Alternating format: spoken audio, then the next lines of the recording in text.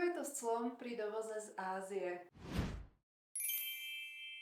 Dovozy z tretích krajín, čiže aj z Ázie, podliehajú nutnosti colného konania.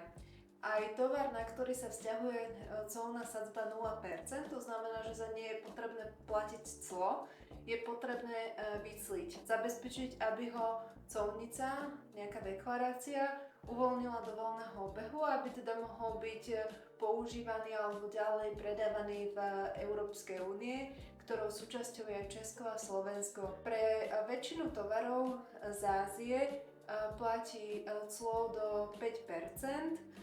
Napríklad pri traktoroch alebo bagroch sa uplatňuje 0% colná sadzba, taktiež pri väčšine hračiek je colná sadzba 0% a stroje a technológie majú štandardné colné sadzby okolo 1,7, 2,7%, prípadne maximálne do 5%. Potom sú tovary, ktoré sú výnimkami, napríklad LED displeje, oblečenie, topánky, kde je colná sadzba aj viac ako 14% alebo tých 14%.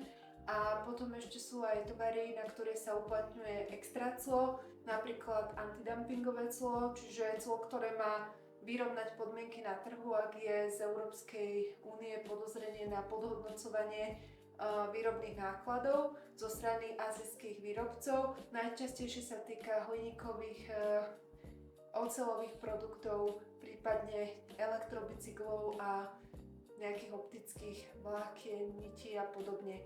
Čiže je tam ochrana trhu a treba si to kontrolovať. Pre importérov je náročné zorientovať sa v colných sadzbách, pretože colný sadzobník, ktorý inak nájdete na stránke finančnej správy, má vyše 1000 strán a tých colných sadzieb je tam teda skutočne veľa. Pre prípad, že sa potrebujete poradiť ohľadom colného zaradenia tovaru, je možné volať na bezplatné call centrum finančnej správy, kde vám vedia pozrieť, či sa na ten tovar, ktorý plánujete dovážať, vzťahujú nejaké extra clá, ktoré by jeho dovoz predražili, prípadne nejaké ďalšie podmienky, ktoré by ste museli spĺňať. Avšak táto konzultácia je z ich strany nezáväzná, to znamená, že treba ju brať ako informačnú a nie ako záväznú, na ktorú sa môžete odvolávať v prípade colného konania, ak by chcel colný úrad potom rozhodnúť inak. Čiže aby sme si to zhrnuli, každý tovar, ktorý vstupuje na územie Európskej únie, teda aj na Slovensko alebo do Česka, musí byť preclený. Keď je tovar preclený, tak sa určuje jeho colná hodnota. Do colnej hodnoty tovaru vstupuje okrem nákupnej ceny, ktorú platíte dodávateľovi, aj cena prepravy, cena poistenia a z toho je potom vlastne vyrúbené clo a DPH.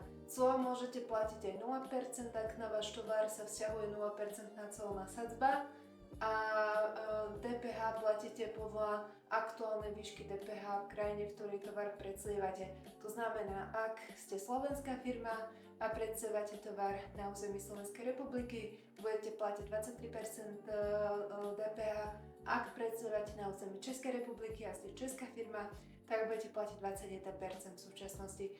Takže k colnému konaniu budete potrebovať dokázať tú colnú hodnotu, podložiť faktúrou a v žiadnom prípade vám neodporúčame podhodnocovať cenu nakúpenej technológie alebo tovaru, nakoľko sú na to mechanizmy, kde si to vie finančná správa overiť a nechcete platiť tie pokuty. Takže predslievajte na skutočnú sumu a objednávajte tovar, ktorý spĺňa všetky normy, aby neostal visieť tovar na colnici.